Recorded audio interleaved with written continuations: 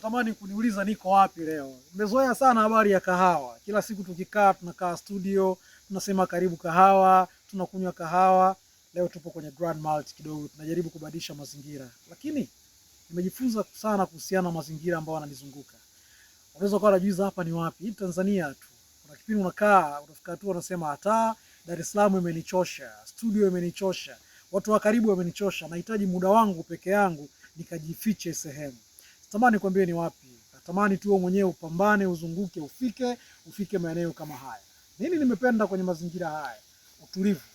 Ni sehemu ambayo unaweza kukaa na vinywaji vyako taratibu, ukapata muda wa kufikiria na kufanya vitu vingine. Ni sehemu ambayo unaweza kutulia.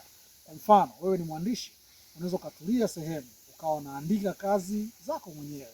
Kama una mashairi, kama una kitabu, lakini pia kama una kazi nyingine za sanaa, unaweza ukaja sehemu kama hii tulivu kabisa, ukakaa na kuanza kuandika kazi yako. Kama wewe ni msomi, unapenda kusoma, unaweza ukaja mazingira kama haya.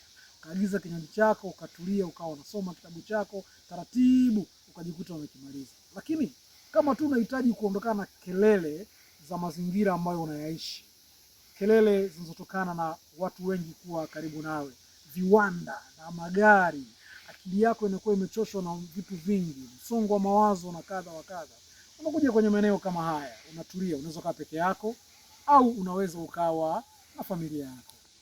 Ni wapi? Yako maeneo mengi ambayo yanafanana katika nchi ya Tanzania.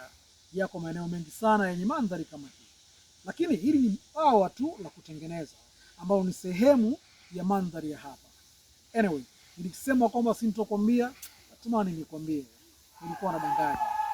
Nipo Peramiho. Kwa watu ambao wamefika Songea, hili ni eneo ambalo kanisa Katoliki imewekeza, na hapa ni moja ya sehemu ambayo mabruda wa kanisa Katoliki wanaishi.